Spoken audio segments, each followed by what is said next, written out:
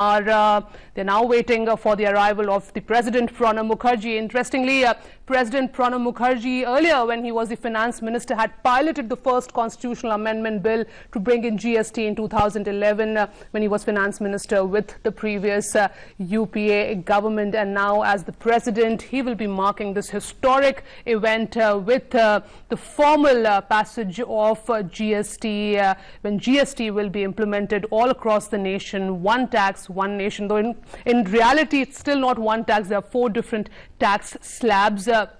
But again, a historic moment for everybody. As you saw, it's a packed central hall. All members of parliament are there, chief ministers and state finance ministers, senior ministers of the NDA government. On the other side, the opposition parties like the Congress, the left, the TMC, the RJD, the DMK are boycotting this event.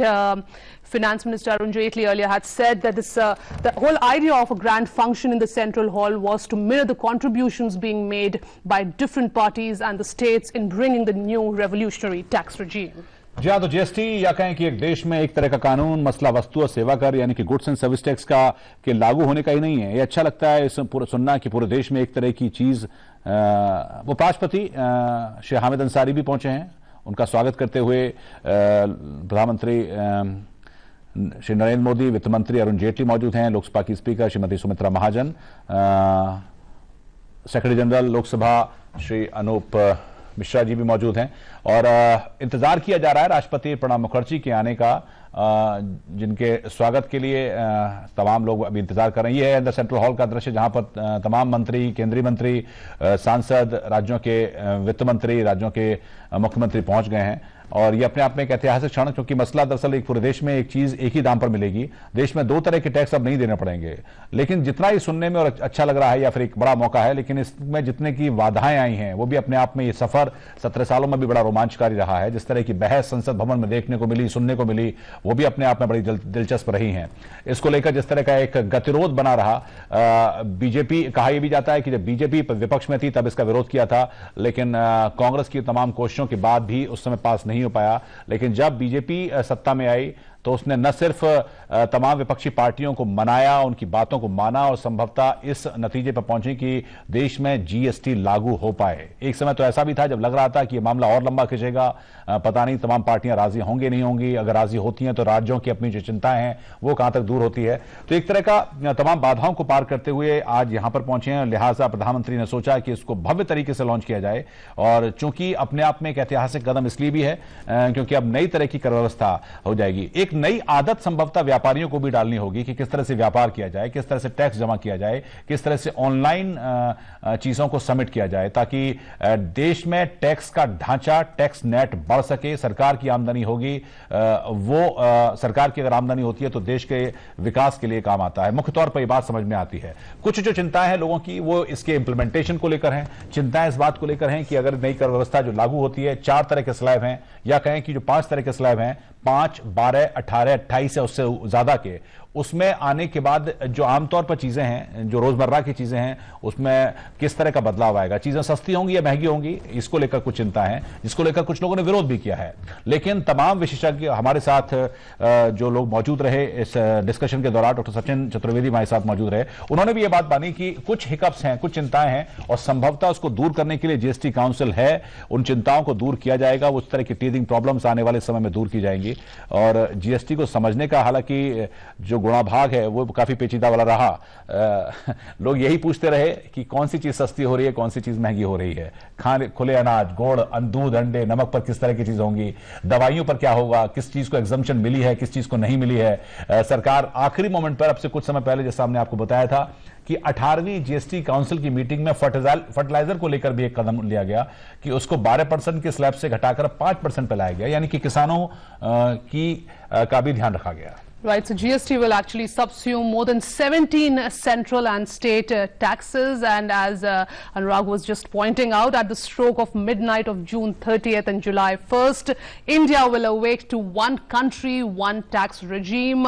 GST is another historic tryst with destiny for India. In fact, there are many benefits being cited of GST. The fact that it's going to check tax evasion, it's expected to propel revenue growth, it's expected to increase the spending capacity of the centre and state government. So revenue is being seen as a major factor. GST will also have a positive impact on GDP, and that's the arrival of President Pranab Mukherjee. And he will be making the speech from the same podium where India's first Prime Minister Jawaharlal Nehru gave his historic Tryst with Destiny speech to declare India's independence at the midnight of August 14-15. He's being greeted by Parliamentary Affairs Minister Anand Kumar, Finance Minister Arun Jaitley, Lok Sabha Speaker Sumitra Mahajan, Prime Minister Narendra Modi, Chairman Rajya Sabha Hamid Ansari, and he's now heading towards the Central Hall. जहां जिन लोगों का इंतजार था, जिन गणमान्य व्यक्तियों का इंतजार था, सभी पहुंच गए हैं। अब सेंट्रल हॉल की तरफ, अंदर की तरफ रुक किया है। ये अंदर की तस्वीरें जहां पर पहले से मौजूद ये पूरा हॉल एक तरह से कहें कि खचाखच भरा हुआ इस ऐतिहासिक क्षण के गवाह होने का, जहां पर सांसद, केंद्रीय मंत्री, राज्यों के वित्त मंत्री, मुख्यमंत्री राज्यों के पहले से मौजूद हैं। और अब से कुछ ही समय के बाद, तकरीबन 1 घंटे के बाद, मध्यरात्रि के वक्त पर राष्ट्रपति प्रणब मुखर्जी के जरिए जीएसटी को लॉन्च किया जाएगा। जीएसटी की व्यवस्था आज रात मध्यरात्रि से लागू हो जाएगी। और जैसा कहा कि एक देश में एक बाजार और एक तरह की कर व्यवस्था होगी। एक देश में एक वस्तु की कीमत 2 अलग अलग जगह पर नहीं हो सकती। इस तरह का जो व्यवस्था चली आ रही थी आजादी के बाद से, उसमें बदलाव होगा और ये अपने आप में एक बड़ा फैसला है। हालांकि अगर इसके इतिहास की बात की जाए तो सबसे पहले 1994 में वैट यानी कि वैल्यू एडेड टैक्स के संदर्भ में जीएसटी का उल्लेख अमरीश बागची की रिपोर्ट के हवाले से किया गया था। पर इसकी नींव अटल बिहारी वाजपेयी ने 1999 में रखी। उनको इस बात की सलाह उनकी इकोनॉमिक एडवाइजरी बोर्ड ने दी थी। यह ध्यान रखने लायक बात यह भी है कि उस वक्त तक देश ने न तो उस तरह के कंप्यूटर और उस तरह की इंटरनेट की व्यवस्था थी, लेकिन उस वक्त भी इस बात को माना गया कि इस व्यवस्था को लागू करने की दिशा में कदम बढ़ाए जाएं, और अटल बिहारी वाजपेयी की सरकार ने इस दिशा में कदम बढ़ाया था। बाद में यूपीए 1 और यूपीए 2 की सरकार ने भी इस दिशा में महत्वपूर्ण कदम उठाए, और आज जाकर एनडीए की सरकार में, यानी कि 2014 में आई सरकार ने इस दिशा में बहुत तेजी से कदम उठाए, चीजों को लागू करवाया और विपक्षियों की बात भी मानी। Right, it's President Pranab Mukherjee heading towards the Central Hall. Pranab Mukherjee, as the former finance minister, also has his contribution in the GST. He had piloted the first constitutional amendment bill to bring in GST in 2011 when he was finance minister with the previous UPA government. So we are sure that he had his own element in the GST, and it's a great moment for him as well when he will be speaking about the big launch of GST. July 1st, tomorrow at the stroke of midnight, GST will be implemented across the nation, and it is not just a victory of a party or government, it is a victory for democratic ethos of India and a victory for everyone. जी हाँ, तमाम राज्यों, तमाम पार्टियों को invite किया गया था, लेकिन महामहिम राष्ट्रपति जी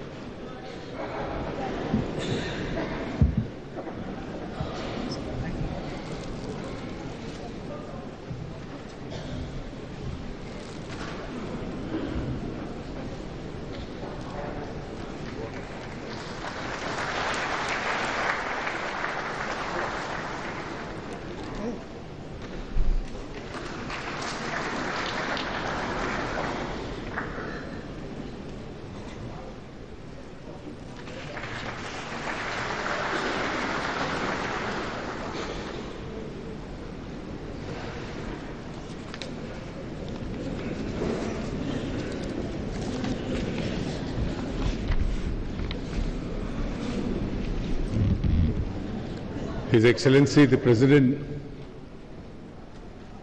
Shri Pranab Mukherjee, the Vice President the Honorable Shri Hamid Ansari, the Prime Minister the Honorable Shri Narendra Modi ji,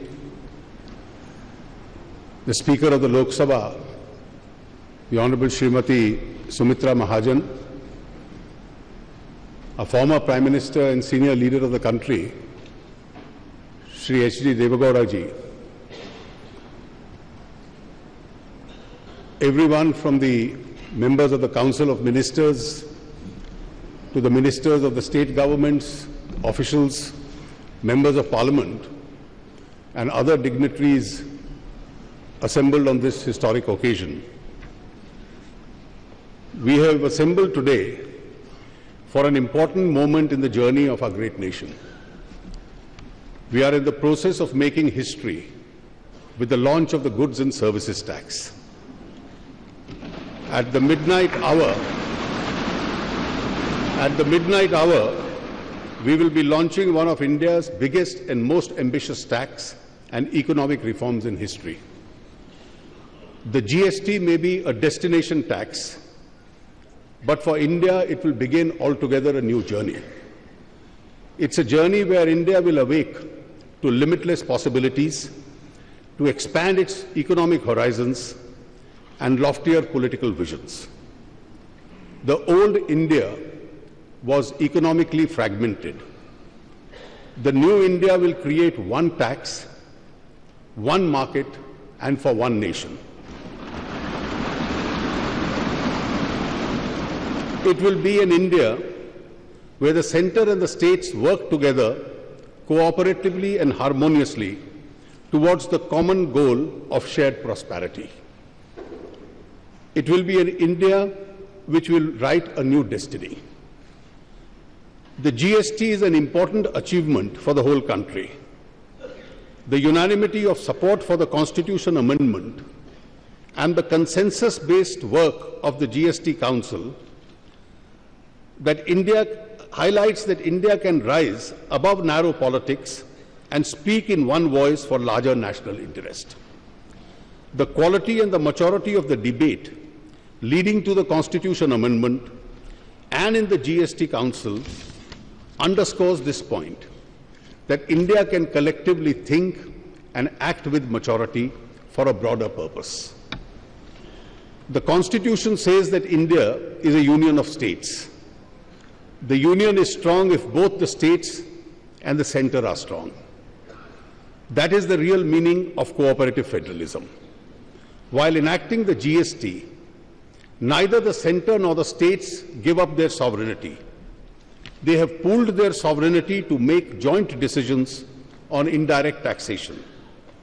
In a large and complex federal system of multi-party democracy, with the center, 29 states, 2 union territories with legislatures, and a wide divergent interest, we have implemented a constitution amendment and brought in a large tax reform, displaying a high point of Indian politics.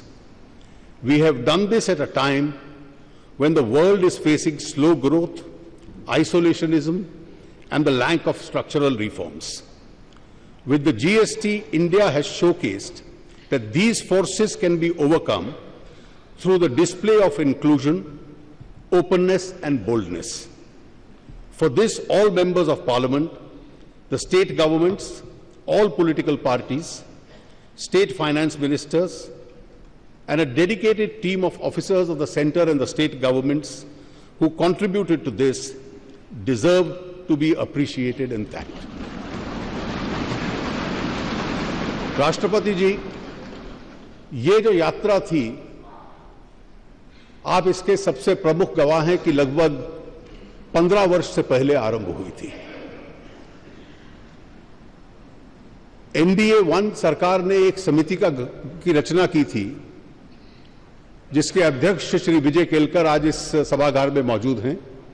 उन्होंने सन 2003 में एक ऐतिहासिक report दी थी कि इस देश के अंदर एक वैल्यू बेस्ड टैक्सेशन जीएसटी के नाम से आरंभ किया जाए। 2006 के बजट में यूपीए सरकार ने घोषणा की थी कि 2010 तक इसको लागू करने का प्रयास होगा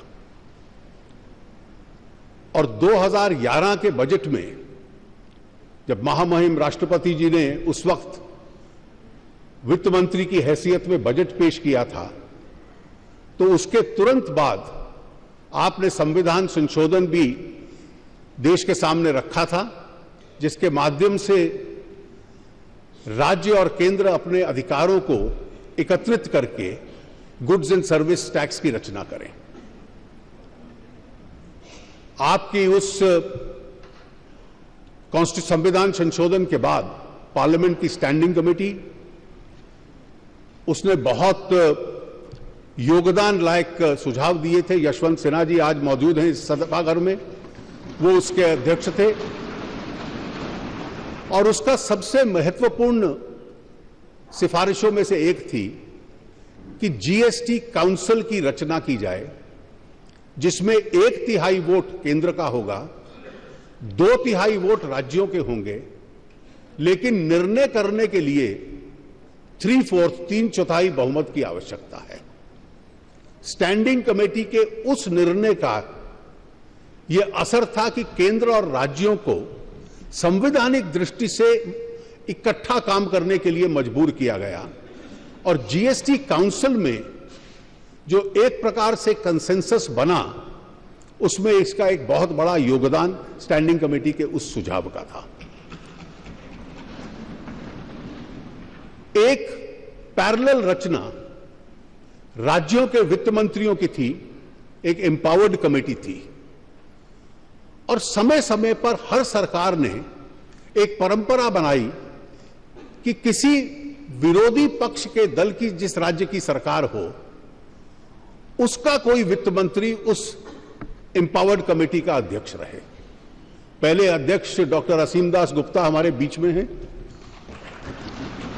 और बहुत वर्षों तक देश में उन्होंने कंसेंसस बनाने का एक बहुत बड़ा काम किया। मुझे स्वयं उनका आभार इसलिए भी व्यक्त करना है कि मुझे पहली शिक्षा जीएसटी पे उनसे ही मिली थी एक बैठक में। प्रोफेसर दास गुप्ता के बाद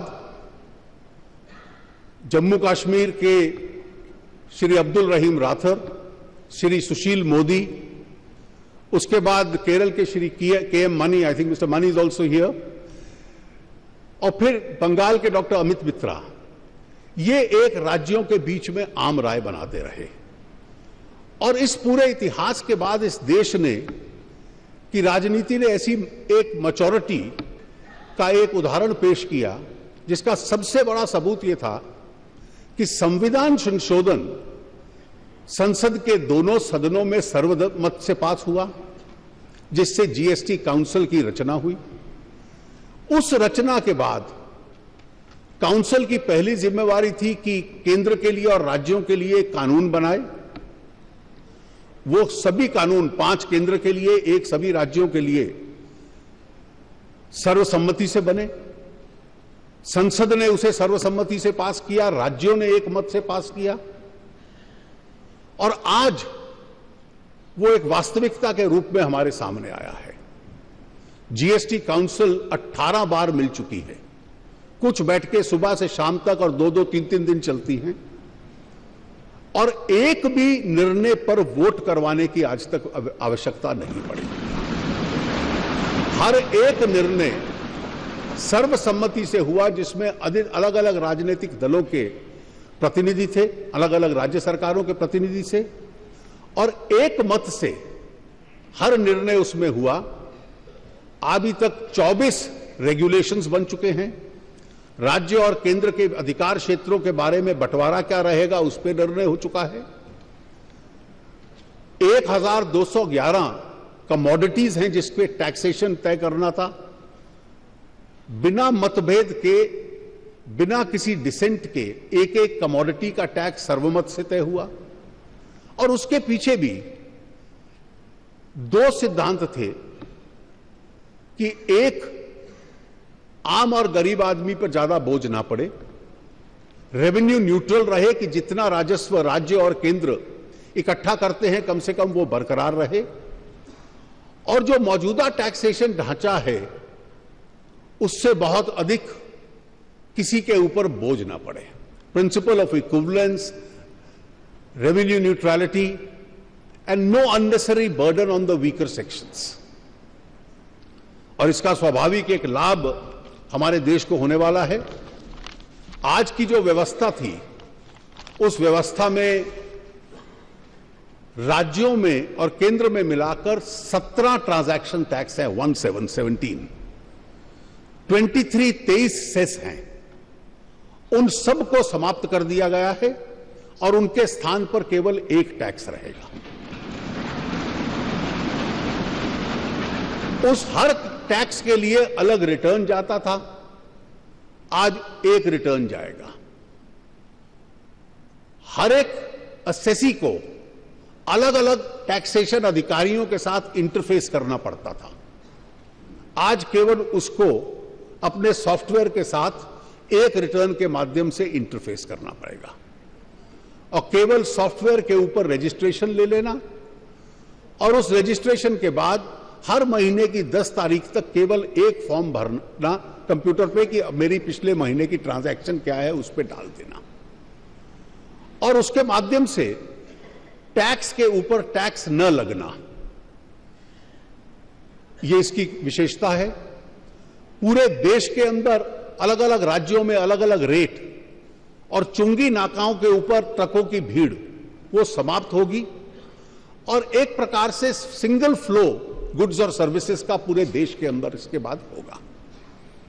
और इसका एक और लाभ है कि जो एक बार आपने टैक्स दे दिया इनपुट्स के ऊपर, आउटपुट के स्तर पे उसका आपको लाभ मिलने लगेगा। महंगाई के ऊपर भी लगाम लगेगी, टैक्स अवॉइडेंस कठिन होगा, रेट पहले की तुलना में कम होंगे, देश की जीडीपी को लाभ मिलेगा, और जो अधिक राज्यों को और केंद्र को साधन मिलेंगे वो इस देश के गरीब की सेवा करने के लिए उनको एक अवसर उपलब्ध होगा। राज्य ने, केंद्र ने, सभी राजनीतिक दलों ने, सभी सांसदों ने, सभी विधानसभाओं के सदस्यों ने, सभी राज्य सरकारों ने एक मत से इसमें कार्य किया है। यहां विशेष रूप से मैं सबका बहुत बहुत आभार व्यक्त करता हूं। जीएसटी काउंसिल के जो सदस्य हैं, राज्यों के वित्त मंत्री, वो सुबह से शाम तक कई दिनों तक बैठे रहे इन निर्णयों को लेने के लिए, और एक लगन के साथ उनकी सहायता में जो अधिकारी राज्यों के और केंद्र के रात रात भर लगे रहे। जो देश में बहुतों को उम्मीद नहीं थी कि 1 जुलाई का टारगेट मीट हो पाएगा, उस टारगेट तक पहुंचने का उन्होंने हम लोगों को एक आज उसके लिए तैयार कर दिया है। मैं विशेष रूप से उन सभी अधिकारियों का बहुत बहुत आभार, और आप सब सांसद जो आए हैं उन सब का बहुत बहुत आभार व्यक्त करते हुए मैं माननीय प्रधानमंत्री जी से आग्रह करूंगा कि आपके माध्यम से आपको और पूरे देश को वो संबोधित करें। धन्यवाद।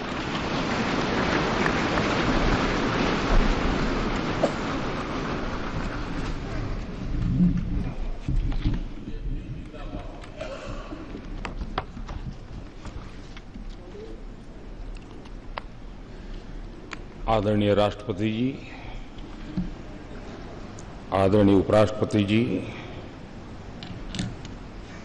लोकसभा के अध्यक्षा जी, पूर्व प्रधानमंत्री आदरणीय देवगौड़ा जी, मंत्रिपरिषद के मेरे साथी, सदन के सभी सम्मानित सदस्यगण और विविध क्षेत्र से पधारे हुए सभी वरिष्ठ महानुभाव, राष्ट्र के निर्माण में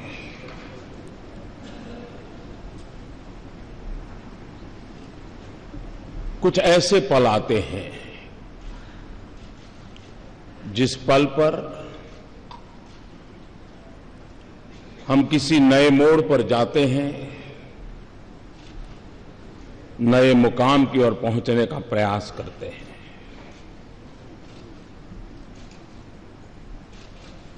आज इस मध्यरात्रि के समय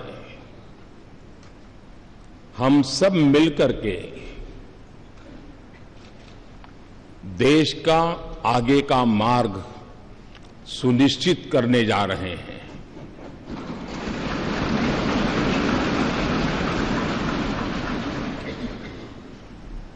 कुछ देर बाद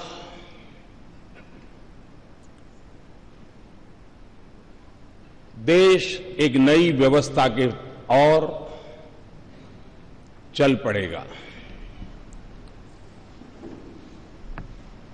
125 करोड़ देशवासी इस ऐतिहासिक घटना के साक्षी हैं।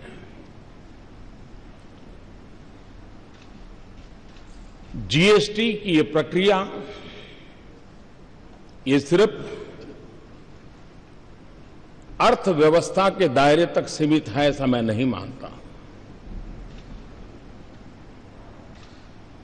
पिछले कई वर्षों से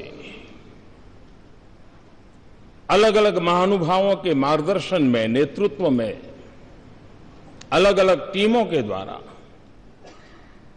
जो प्रक्रियाएं चली हैं वो एक प्रकार से भारत के लोकतंत्र की, भारत के संघीय ढांचे की, कोऑपरेटिव फेडरलिज्म के हमारे कंसेप्ट की एक बहुत बड़ी मिसाल के रूप में आज ये अवसर हमारा आया है।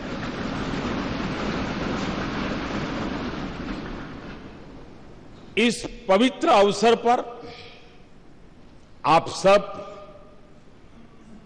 अपना बहुमूल्य समय निकाल करके आए हैं। मैं हृदय से आपका स्वागत करता हूं, आपका आभार व्यक्त करता हूं।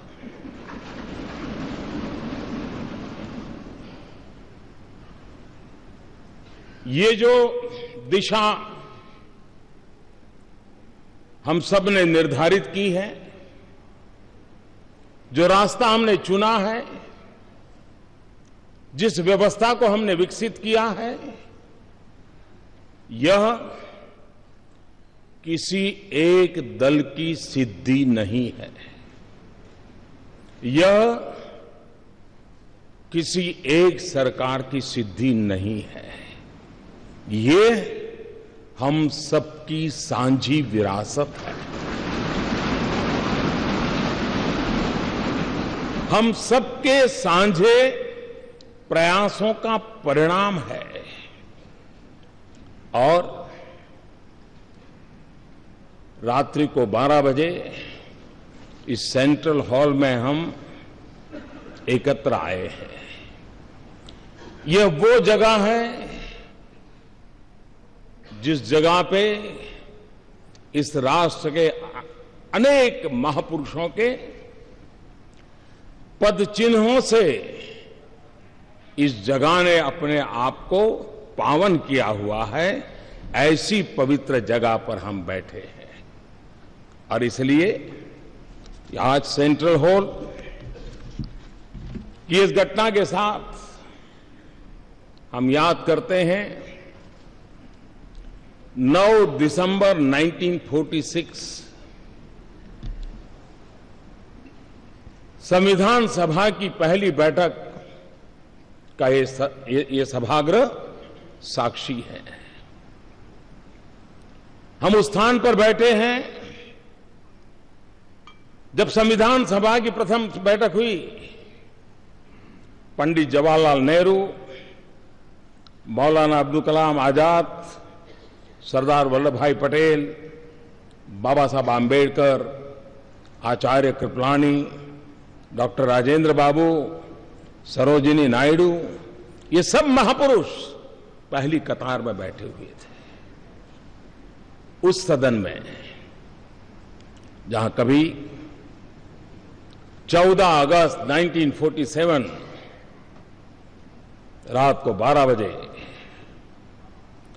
देश की स्वतंत्रता की उस पवित्र महान घटना ये स्थान उनका साक्ष्य है। 26 नवंबर 1949 देश ने संविधान को स्वीकार किया। यही जगह उस महान घटना का भी साक्षी के रूप में है। और आज वर्षों के बाद एक नई अर्थव्यवस्था के लिए, संघीय ढांचे की एक नई ताकत के लिए जीएसटी के रूप में इसी पवित्र स्थान से बढ़कर के मैं समझता हूं कोई और स्थान नहीं हो सकता है इस काम के लिए।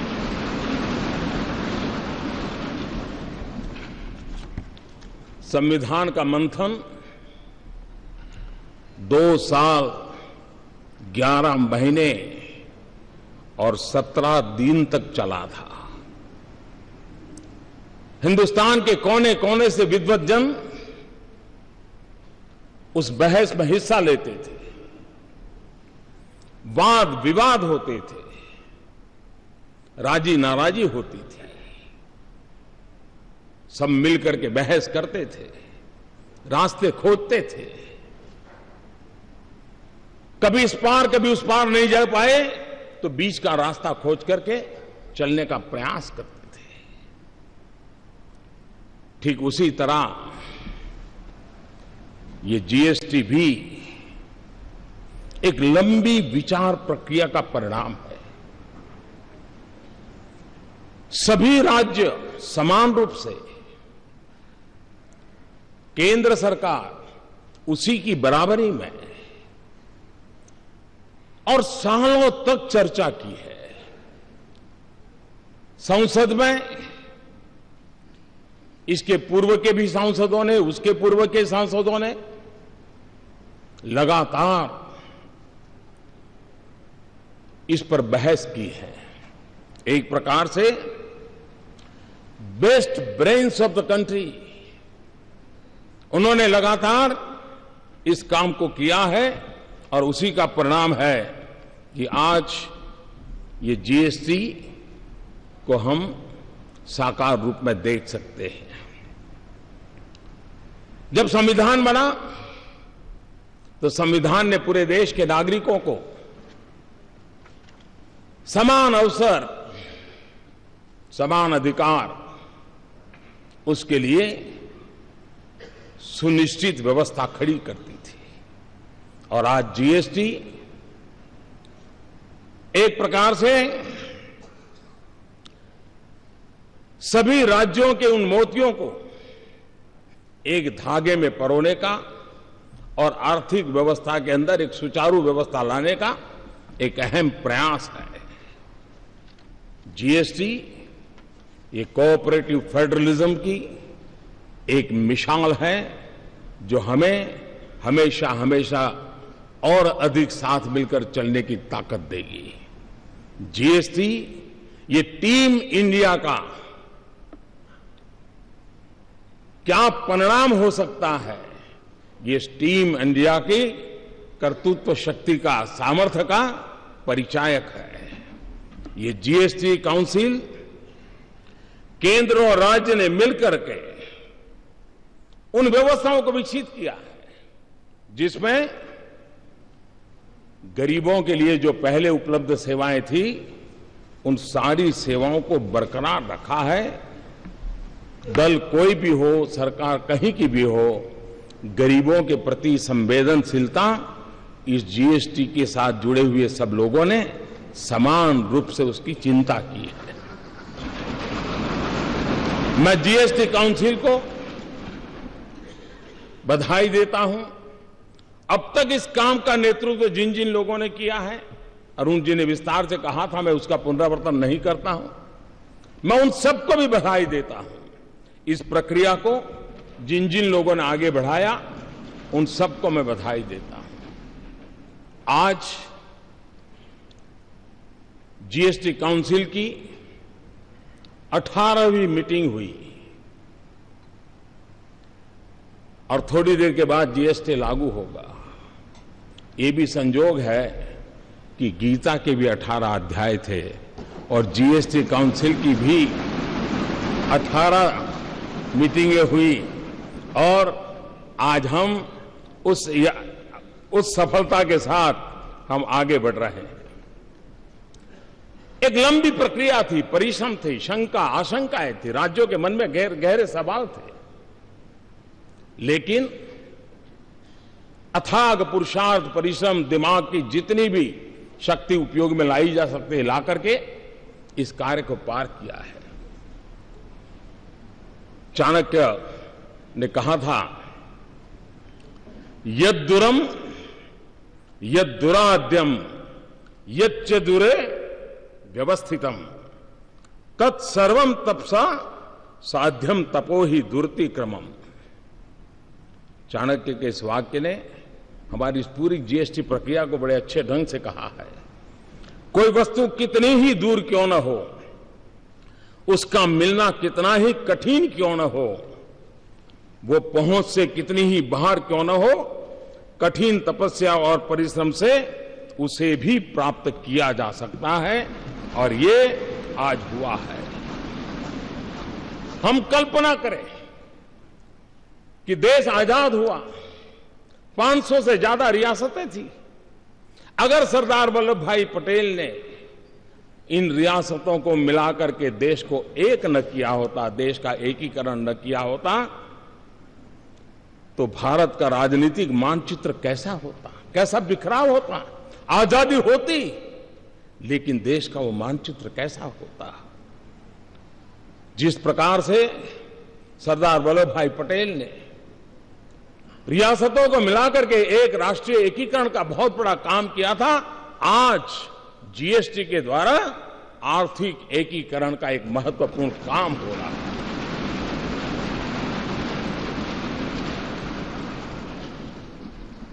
29 राज्य, 7 केंद्र शासित प्रदेश, केंद्र के 7 टैक्स, राज्यों के 8 टैक्स और हर चीजों के अलग अलग टैक्स का हिसाब लगाएं, 500 प्रकार के टैक्स कहीं न कहीं अपना रोल कर रहे थे। आज उन सब से मुक्ति पाकर के अब गंगानगर से लेकर के ईटानगर तक, लेह से लेकर के लक्षद्वीप तक, वन नेशन वन टैक्स, ये सपना हमारा साकार होके रहेगा।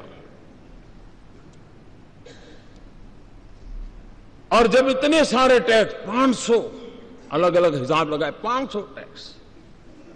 आल्बर्ट आइंस्टाइन प्रखर वैज्ञानिक, उन्होंने एक बार बड़ी मजेदार बात कही थी।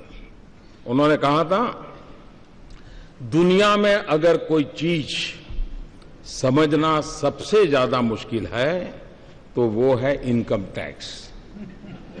ये आल्बर्ट आइंस्टाइन ने कहा था। मैं सोच रहा था अगर वो यहां होते तो पता नहीं ये सारे टैक्स देख करके क्या कहते, क्या सोचते। और इसलिए, और हमने देखा है कि उत्पाद के अंदर के उत्पादन में तो ज्यादातर कोई बहुत असमानता नहीं आती है, लेकिन जब प्रोडक्ट बाहर जाता है, राज्यों के अलग अलग टैक्स के कारण असमानता दिखती है। एक ही चीज दिल्ली में एक दाम होगा, 25-30 किलोमीटर दूर गुरुग्राम में दूसरा लगेगा, और उधर नोएडा में गए तो तीसरा होगा। क्यों? क्योंकि हरियाणा का टैक्स अलग, उत्तर प्रदेश का टैक्स अगर, दिल्ली का टैक्स अलग। इन सारी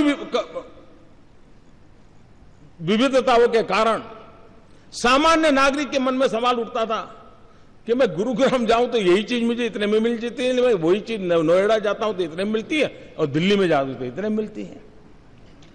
एक प्रकार से हर किसी के लिए कंफ्यूजन की स्थिति रहती थी। और पूंजी निवेश में भी विदेशों के लोगों के लिए यह सवाल रहता था कि भाई किस एक व्यवस्था हम समझते हैं और काम कहीं सोचते हैं तो दूसरे राज्य में दूसरी व्यवस्था सामने आती है, और एक कंफ्यूजन का माहौल बना रहता था। आज उस पर से हम मुक्ति की ओर आगे बढ़ रहे हैं। अरुण जी ने बड़ा विस्तार से वर्णन किया है कि जीएसटी के कारण ऑक्ट्रोय की व्यवस्था हो, एंट्री टैक्स हो, सेल टैक्स हो, वैट हो, न जाने कितनी चीजें, सारा वर्णन उन्होंने विस्तार से किया, सब खत्म हो जाएगा। हम जानते हैं कि हम एंट्री के टोल पर घंटों तक हमारे व्हीकल खड़े रहते हैं, देश का अरबों खरबों का नुकसान होता है। फ्यूल के जलने के कारण पर्यावरण का भी उतना ही नुकसान होता है। इस सारी व्यवस्थाएं सिमलेस होने के कारण एक प्रकार से उन सारी अव्यवस्थाओं में से एक मुक्ति का मार्ग हमें प्राप्त होगा। कभी कभार पेरिसेबल गुड खास करके समय पर पहुंचना बहुत आवश्यक होता था, लेकिन वो जब नहीं पहुंचता था तो उसके कारण उस पहुंचाने वाले का भी नुकसान होता था और जो प्रोसेसिंग करता था उसका भी नुकसान होता था। इन सारी जो व्यवहार जीवन की अव्यवस्थाएं थी, उन अव्यवस्थाओं से आज हम मुक्ति पा रहे हैं और हम आगे बढ़ रहे हैं। जीएसटी के तौर पर देश एक आधुनिक टैक्सेशन सिस्टम की ओर आज कदम रख रहा है, बढ़ रहा है। एक ऐसी व्यवस्था है जो ज्यादा सरल है, ज्यादा पारदर्शी है। एक ऐसी व्यवस्था है जो काले धन को और भ्रष्टाचार को रोकने में एक अवसर प्रदान करती है। एक ऐसी व्यवस्था है जो ईमानदारी को अवसर देती है, जो ईमानदारी से व्यापार करने के लिए एक नया उत्साह और उमंग भरने की व्यवस्था इससे मिलती है। एक ऐसी व्यवस्था है जो नए गवर्नेंस के कल्चर को भी लेकर के आती है और जिसके द्वारा जीएसटी हम लेकर के आए हैं। भाइयों साथियों, टैक्स टेररिज्म और इंस्पेक्टर राज, ये बात कोई नई नहीं है। सब दूर ये शब्द हम सुनते आए हैं। परेशानी भुगतने वालों से हमने उस चिंता को अनुभव किया है और जीएसटी की इस व्यवस्था के कारण, टेक्नोलॉजिकली सारा ट्रेल होने के कारण अब अफसरशाही, उसके लिए ग्रे एरिया बिल्कुल समाप्त हो रहा है। उसके कारण जो सामान्य व्यापारियों को, सामान्य कारोबारियों को, अफसरों के द्वारा जो परेशानियां होती रही हैं, उससे मुक्ति का मार्ग इस जीएसटी के द्वारा कोई ईमानदार व्यापारी बेवजह परेशान हो, वो दिन इसके साथ खत्म होने की पूरी संभावना इस जीएसटी के अंदर है। इस पूरी व्यवस्था में छोटे व्यापारियों को 20 लाख तक का व्यापार करने वालों को पूरी तरह मुक्ति दे दी गई है और जो 75 लाख तक है उनको भी कम से कम इस चीजों से जुड़ना पड़े, इसकी व्यवस्था की है। ये बात ठीक है कि स्ट्रक्चर में लाने के लिए कुछ व्यवस्थाएं की है, लेकिन वो मिनिमम व्यवस्थाएं, नाम मात्र की व्यवस्थाएं की गई है और उसके कारण सामान्य मानवी जो है उसके लिए इस नई व्यवस्था से कोई बोझ होने वाला नहीं है। साथियों, जीएसटी की व्यवस्था ये बड़ी बड़ी आर्थिक भाषा में जो बोला जाता है वहां तक सीमित नहीं है। बड़े बड़े शब्द इसके साथ जोड़े जाते हैं, लेकिन अगर सरल भाषा में कहूं कि देश के गरीबों के हित के लिए ये व्यवस्था सबसे ज्यादा सार्थक होने वाली है। आजादी के 70 साल के बाद भी हम गरीबों तक जो पहुंचा नहीं पाए हैं, ऐसा नहीं कि प्रयत्न नहीं हुए हैं, सब सरकारों ने प्रयत्न किए हैं, लेकिन संसाधनों की मर्यादा रही है कि हम हमारे देश के गरीब की उन आवश्यकताओं की पूर्ति में कहीं न कहीं कम पड़े हैं। अगर हम संसाधनों को सुव्यवस्थित ढंग से, और बोझ किसी एक पर न जाए, बोझ स्प्रेड हो जाए, हॉरिजॉन्टल जितना हम स्प्रेड करें उतना ही देश को वर्टिकल ले जाने की सुविधा बढ़ती है। और इसलिए उस दिशा में जाने का काम, अब वो कच्चा बिल पक्का बिल सारे खेल खत्म हो जाएंगे, बड़ी सरलता हो जाएगी।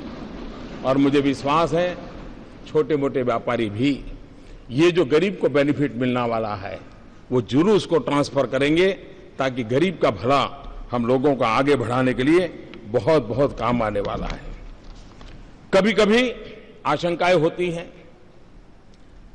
कि ये होगा, डिकना नहीं होगा, फलाना नहीं होगा। और हमारे देश में हम जानते हैं कि जब 10th और 12th के रिजल्ट ऑनलाइन देने की शुरुआत की और एक साथ सब गए जब, तो सारा हैंगअप हो गया और दूसरे दिन खबर यही बन गई कि ऐसा हो गया। आज भी काफी इसी चर्चा होती है। ये बात ठीक है कि हर किसी को टेक्नोलॉजी नहीं आती है, लेकिन हर परिवार में 10वीं 12वीं का अगर विद्यार्थी है तो उसको ये सारी चीजें आती है। कोई मुश्किल काम नहीं, इतना सरल है। घर में 10वीं 12वीं का विद्यार्थी भी रहता है तो चीजें छोटे से व्यापारी को भी, और वो मदद कर सकता है, रास्ता निकल सकता है। जो लोग आशंकाएं करते हैं, मैं कहता हूं कृपा करके ऐसा मत कीजिए। अरे आपका पुराना डॉक्टर हो, आप उसी से अपनी आंखें लगातार चेक करवाते हो, वही हर बार आपके नंबर निकालता हो, आपका चश्मा बनाने वाला भी निश्चित हो, आप वहां आपके नंबर बनवाते हो, और फिर भी जब नया नंबर वाला चश्मा आता है तो एक आध 2 दिन तो आंख ऊपर नीचे करके एडजस्ट करना पड़ता है। ये बस इतना ही है। और इसलिए थोड़ा सा हम प्रयास करेंगे, इस व्यवस्था के साथ हम आसानी से जुड़ जाएंगे। और इसलिए मैं आपसे आग्रह करता हूं कि अफवाहों के बाजार को बंद करें, और अब जब देश चल पड़ा है तो सफल कैसे हो, देश के गरीब जनों की भलाई के लिए कैसे काम हो, उस पर हम दे करके चलें। और तब जाकर के जीएसटी की इस निर्णय का वैश्विक इकोनॉमिक वर्ल्ड में एक बहुत सकारात्मक प्रभाव हुआ है। भारत में जो पूंजी निवेश करना चाहते हैं उनके लिए भी एक प्रकार की व्यवस्था बहुत आसानी से वो समझ पाते हैं और उसको चला पाते हैं। मैं समझता हूं भारत में और आज दुनिया का एक प्रिय डेस्टिनेशन के रूप में, निवेश के लिए प्रिय डेस्टिनेशन के रूप में भारत को हर प्रकार से स्वीकृति मिली है। और इसके लिए मैं समझता हूं कि एक अच्छी सुविधा विश्व व्यापार से जुड़े हुए लोगों को भी भारत के साथ व्यापार करने की मिलेगी। जीएसटी एक ऐसा कैटालिस्ट है जो देश के व्यापार को, उसमें जो असंतुलन है उस असंतुलन को खत्म करेगा। जीएसटी एक ऐसा कैटालिस्ट है जिससे एक्सपोर्ट प्रमोशन को भी बहुत बल मिलेगा। और जीएसटी एक वो व्यवस्था है जिसके कारण आज हिंदुस्तान में जो राज्य ठीक से विकसित हुए हैं उनको विकास के अवसर तुरंत मिलते हैं, लेकिन जो राज्य पीछे रह गए हैं उनको वो अवसर तलाशने में बहुत दम गूंथना पड़ता है। उन राज्यों का कोई दोष नहीं है, प्राकृतिक संपदा से समृद्ध है। हमारा बिहार देखे, हमारा पूर्वी उत्तर प्रदेश देखे, हमारा पश्चिम बंगाल देखे, हमारे नॉर्थ ईस्ट के देखे, हमारा उड़ीसा देखे, संसाधन प्राकृतिक संसाधनों से भरे पड़े हैं। लेकिन अगर उनको ये व्यवस्था, जब जिस एक कानून की व्यवस्था मिल जाएगी, मैं साफ देख रहा हूं कि हिंदुस्तान का पूर्वी हिस्सा के विकास की में जो कुछ भी कमी रह गई है उसको पूरा करने का सबसे बड़ा अवसर इसे मिलने वाला है। हिंदुस्तान के सभी राज्यों को विकास के समान अवसर प्राप्त होना, यह अपने आप में विकास के राह पर आगे बढ़ने का एक बहुत बड़ा अवसर है। जीएसटी एक प्रकार से जैसे हमारी रेलवे है, रेलवे केंद्र और राज्य मिलकर के चलाते हैं, फिर भी भारतीय रेल के रूप में हम देखते हैं। राज्य के अंदर स्थानीय रूप से मदद मिलती है, एक समान रूप से हम देखते हैं। हमारी सेंट्रल सर्विस के अधिकारी केंद्र और राज्यों में वितरित हैं, फिर भी दोनों तरफ से मिलकर के चला सकते हैं। एक जीएसटी ऐसी व्यवस्था है कि जिसमें पहली बार केंद्र और राज्य के लोग मिलकर के निश्चित दिशा में काम करने वाले हैं। ये अपने आप में एक भारत श्रेष्ठ भारत के लिए एक उत्तम से उत्तम व्यवस्था आज हो रही है और जिसका प्रभाव आने वाले दिनों में आने वाली पीढ़ियां हमें गर्व के साथ स्वीकार करेगी। 2022 भारत की आजादी के 75 साल हो रहे हैं। न्यू इंडिया का सपना लेकर के हम चल पड़े हैं। 125 करोड़ देशवासी न्यू इंडिया बनाने के सपनों को लेकर के चल रहे हैं और इसलिए भाइयों बहनों, जीएसटी एक अहम भूमिका अदा करेगी। और हम लोगों ने जिस प्रकार से प्रयास किया है, लोकमान्य तिलक जी ने जो गीता रहस्य लिखा है, उस गीता रहस्य के समापन में उन्होंने वेद का एक मंत्र को उसमें समाहित किया है और उस वेद का मंत्र आज भी हम लोगों के लिए प्रेरणा देने वाला है।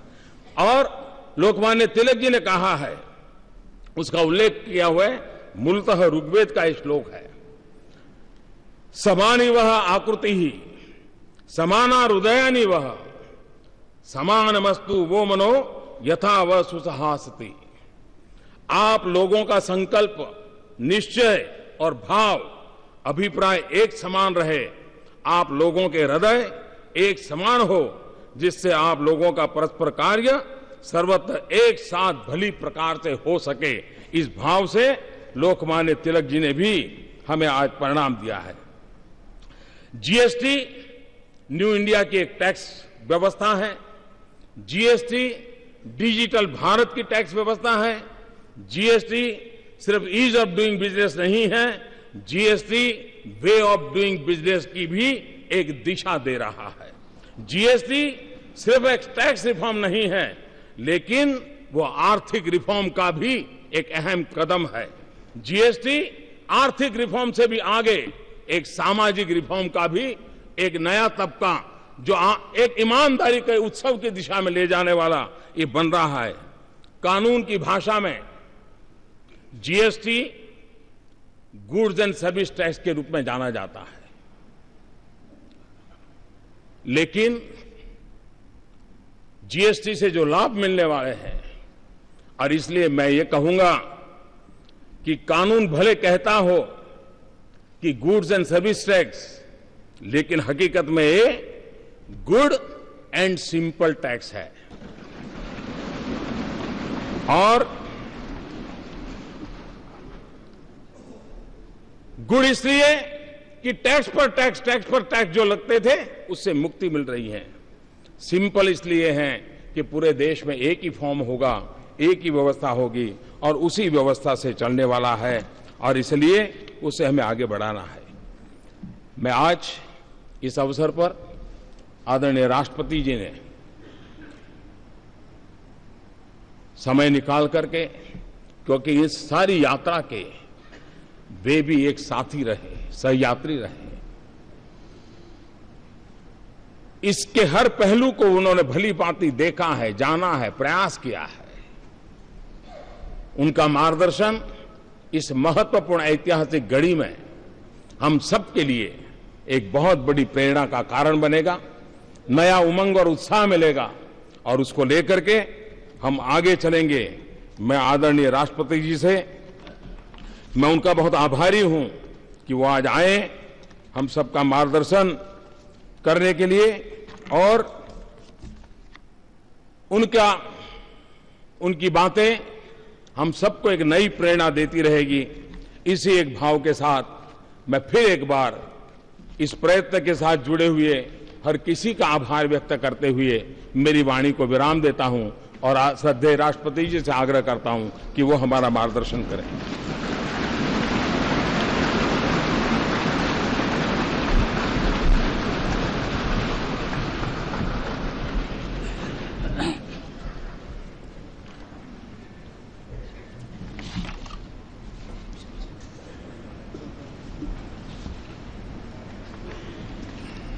Sri Muhammad Hamid Ansari, Vice President of India, Prime Minister Sri Narendra Modi, former Prime Minister Sri H.D. Deve Gowda, Srimati Sumitra Mahajan, Speaker Lok Sabha, Sri Arun Jaitley, Finance Minister, India, Union Ministers, Members of Parliament, distinguished guests, ladies and gentlemen. In a few minutes from now, we will witness the launch of Goods and Services Tax, a unified tax system in the country. This historic moment is the culmination of 14-year-long journey which began in December 2002 when the Calcutta Task Force on Indirect Taxes suggested a comprehensive goods and service tax based on the value-added tax principle. The proposal to introduce the GST was first mooted in the budget speech for the financial year 2006-07. Since the proposal involved restructuring and reform of not only the indirect taxes levied by the centre but also the states, the responsibility of preparing a design and plan of action for the implementation of GST was assigned to the empowered committee of state finance ministers which had been formed earlier for the implementation of the value-added tax. The empowered committee released the first discussion paper on goods and service tax in November 2009. Friends, ladies and gentlemen, the introduction of GST is a momentous event for the nation. It is also a moment of some satisfaction for me personally, because as Finance Minister, I had introduced the Constitution Amendment Bill on 22nd March 2011. I was closely involved in the design and implementation and the occasion to meet the empowered committee of state finance ministers formally and informally as many as 16 times. I also met the chief ministers of Gujarat, Bihar, Andhra Pradesh and Maharashtra a number of times, and I have a vivid recollection of those meetings and the various matters that were raised given the magnitude of the task which spans constitutional, legal, economic and administrative spheres. It was not a surprise that there were many contentious issues. Yet, I found both in these meetings and in many interactions with chief ministers, finance ministers and officers of states that most of them had a constructive approach and an underlying commitment to the introduction of GST. I therefore remained confident that GST was a matter of time and it would eventually be implemented. My confidence stood justified when on the 8th September of 2016, after the bill was passed by both the houses of parliament and more than 50% of state legislatures, I had the privilege of giving assent to the Constitution 101st Amendment Act. Friends, after the amendment of the Constitution, the GST Council has been constituted as per the provisions of Article 279A of the Constitution. The Council, which is responsible for making all recommendations of the Union of States in respect of GST, such as model laws, rates, exemptions, is unique in our Constitution. It is a joint forum of the centre and the states, where neither the centre nor the states can, without the support of the other, take any decision. Though an elaborate voting structure has been built into the decision-making process of the Council in the Constitution, it is remarkable that 18 meetings held so far, all decisions have been taken by consensus in the Council. I congratulate them. There were apprehensions whether the task of fixing rates for thousands of items could be accomplished by the GST Council given the wide variations across states. The Council has pleasantly surprised every one of us by completing its task on time. Friends, the new era in taxation, which we are about to initiate, in a few minutes is the result of broad consensus arrived at between the center and states. This consensus took not only time but also effort to build.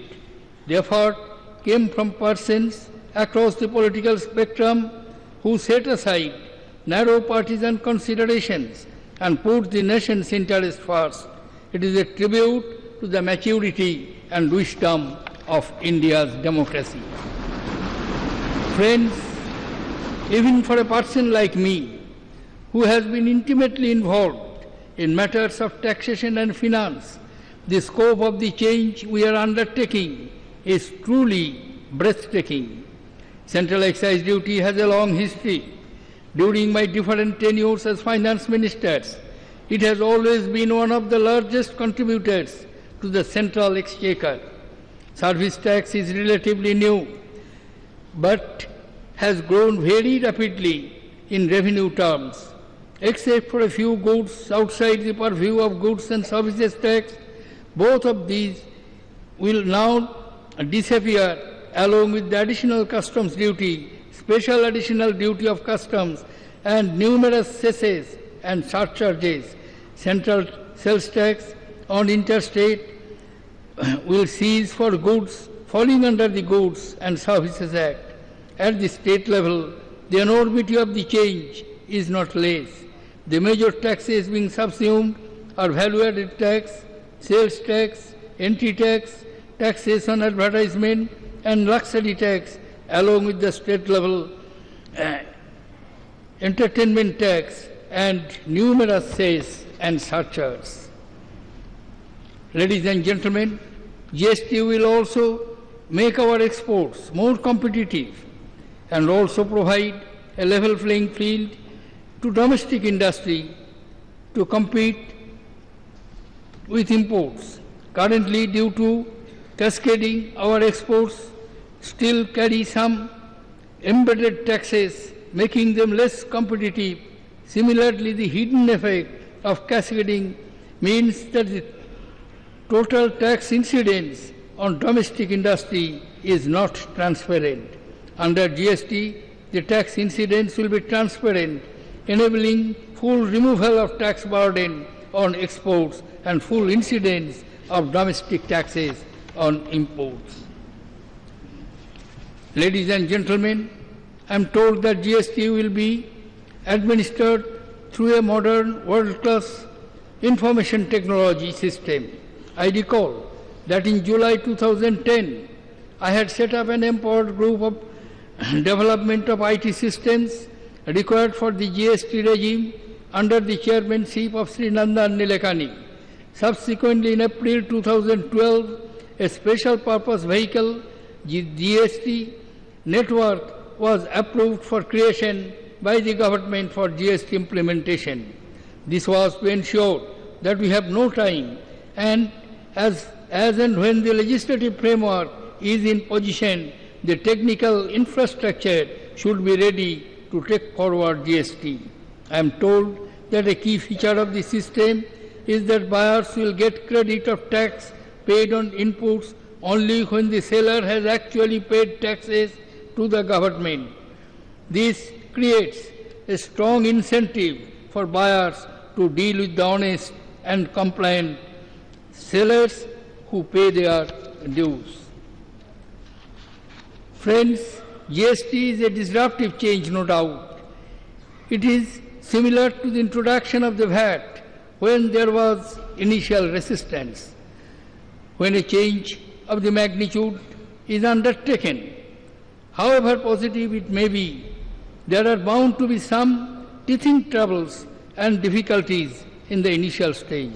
We will have to solve these with understanding and speed to ensure that it does not impact the growth momentum of the economy. Success of such major change always depends on their effective implementation in the months to come. Based on the experience of actual implementation, the GST Council and the central and state government should continuously review the design and make improvements in the same constructive spirit as it has been displayed till now.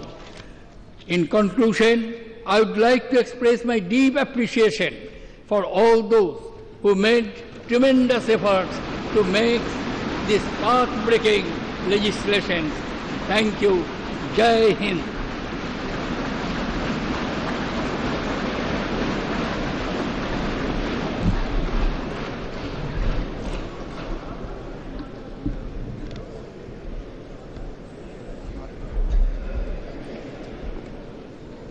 May I request the Honorable Rashtrapati ji and the Prime Minister and other dignitaries to come up and press the button and officially launch the GST.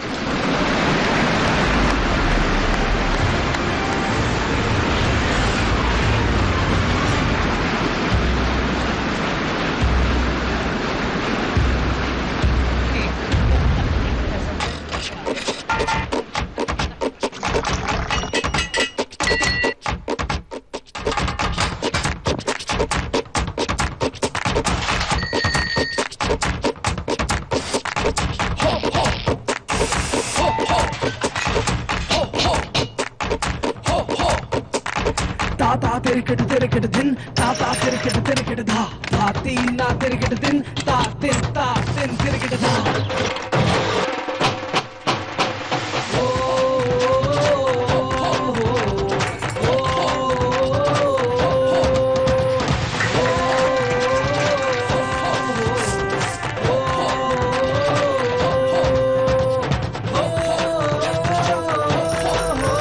गरीबों का उद्धार, तेज विकास, GST से। GST, good and simple tax.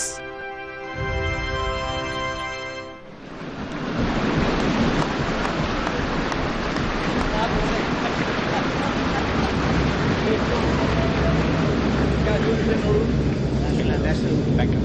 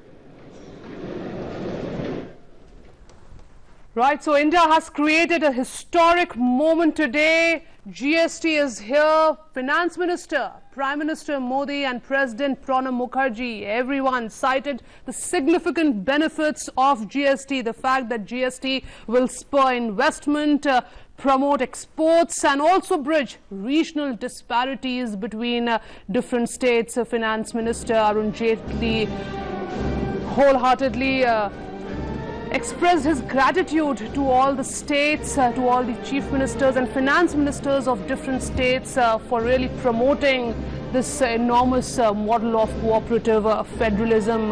Prime Minister Modi said that GST is in fact a result of deliberations and discussions. It will subsume 17 states and central taxes and 23 cess. Prime Minister Modi also said it's important to be optimistic. It will initially, there will be challenges, the fact that digital literacy in the country is still very limited, but he said we need to be optimistic. Any change takes time. बिल्कुल 1947 के यानी कह सकते हैं 15 अगस्त 14 और 15 अगस्त की उस मध्यरात्रि के बाद यह ऐतिहासिक मौका जबकि संसद के केंद्रीय कक्ष यानी कि सेंट्रल हॉल में मध्यरात्रि में भारत में एक नई कर व्यवस्था कहा गया कि एक तरह से कर